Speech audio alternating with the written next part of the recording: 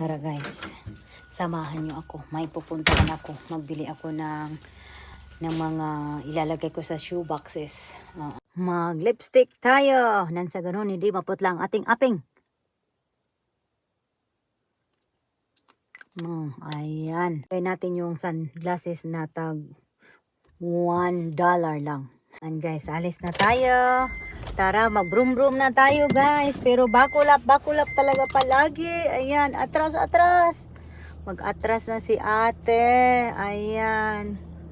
Atras na ako guys. Kasi alis na si ate. Nandito na ako sa daan. Nag-broom-broom na si ating news.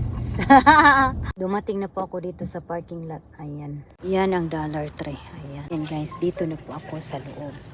Maghahanap na ako kung ano ang aking ilalagay dyan sa cart. Ayan. Guys, yan na ang aking na pili guys. Ayan, magbabayad na po ako. Ayan guys, magbayad na ako guys. Labas na ako.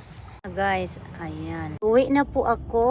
Malapit na po akong dumating sa bahay. Ito na po ako. Dumating na ako sa bahay namin. Dumating na po ako ng bahay. Excited na si Mark maglagay ng kanyang shoe box. Ayan guys, si Mark at saka si David. Ayan. Are you guys ready to send it to them? Yes. Shoe boxes, right? That's a shoe box. Ayan. Ready na daw sila guys.